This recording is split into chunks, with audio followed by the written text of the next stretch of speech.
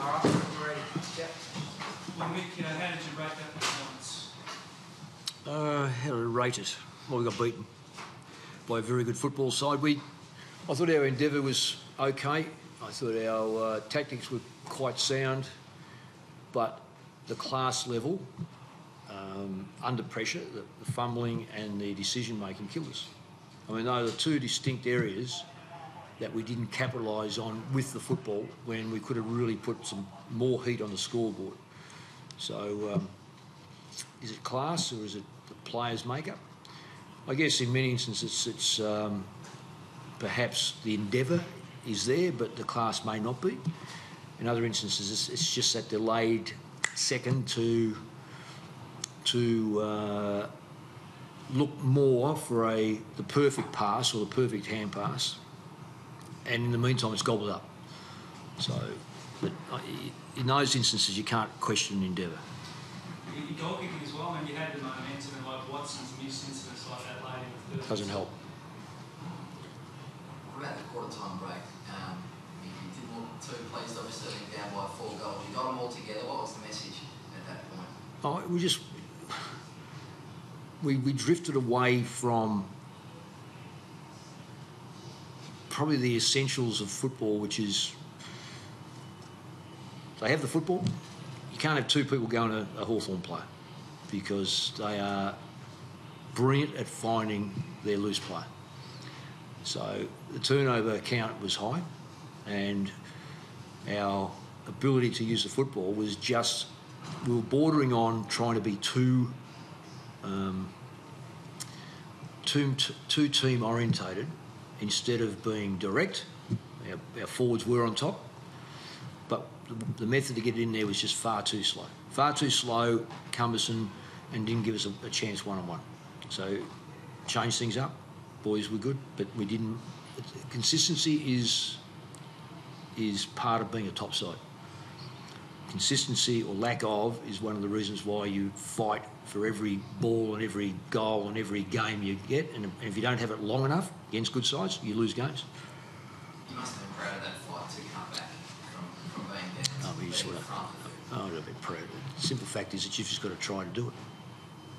You've shown a lot of faith in Casbolt. That's starting to come through now for him. It's a great mark. Is that a question or? Yeah, well, where do you rate him at the moment? Well, he's improving every week. He needs a go at it. He needs to be able to play consistent football, and I'm not talking about that consistency I was talking about. Consistent football. He needs to be out there all the time playing. He's a worker. He's got a fantastic tank.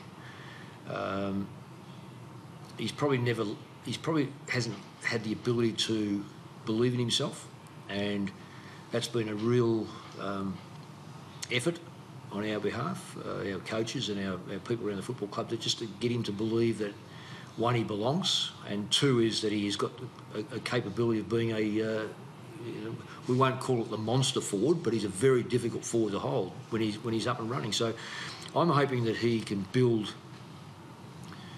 on his games on a week-to-week basis and learn something new about the game. He came to the football club apparently as a footballer come soccer player, so he wasn't necessarily bred into football, and sometimes it takes a bit of time. And then he lost his way a little bit, and I'm delighted for him because he does work hard.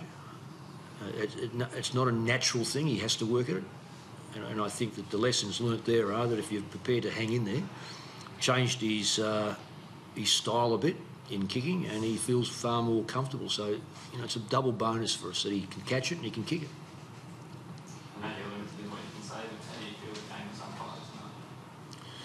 No, I met with the umpires yesterday, and some of the concerns that I spoke about were there again tonight. But that's up to them to either that's the way it is, or that's the way it's not. It's not supposed to be. They'll let the umpire board judge the umpires. There wasn't a hit last week. It was simply to find out why things took place. And I don't want to go there again. I think we've done it to death. Did Jody exceed your expectations tonight? Coming back? No, because he's the highest rated, one of those highest rated players that I see as a pro. He will always get the best out of himself, and he's his ability to get ready for a game is just as important as actually playing. So it's a credit to it, a wonderful credit. Can you let me throw on Rockhead in the absence of those who have thrown? Well, I thought he lowered his colours early, but there's a couple of players who play league football who I have the greatest admiration for, and we talk about courage. The courage award generally goes to some big strong bloke or midfielder who might put his head over it, and they're all got great courage. But I'd say Lonergan from Geelong and Rowe from Carlton are two people that I admire. Both have had massive testing times in their with their health, and to see the way Lonergan goes about it, I am amazed, and got to say that I regard him as one of the great stories. I've had nothing to do. I've never met him. I just think he's fantastic. And if you know Sam Rowe, you know his history, you know where he comes from, where he's been on the football journey, if you like, and overcome what he's overcome. I just think it's a testament to his great courage. And I always know that Rowe's never beaten. He might be beaten on the ground, and he may well be marked and out kicked and all this sort of stuff, but he's never beaten. And when you've got that in your makeup, and you've overcome massive hurdles in health. And I thought today the only times late he got beaten was on almost indefendable or undefendable ball that was coming into roughhead. The one-on-ones, he just got back into it. It was fantastic. So he's a long way from being the best full-back. But I know that while he stands up and breathes air, he will continue to try to get better.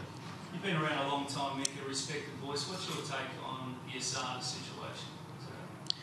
That's for the league now, and there's Thanks. Last one, Jack. The 700, does it mean now that it's over, you haven't had any time really to digest it, but does it mean much? Of course it means a lot.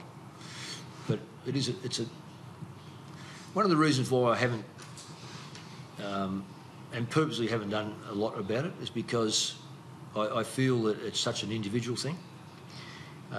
We're not travelling the way I would like, and it is the club's 150th celebration tomorrow.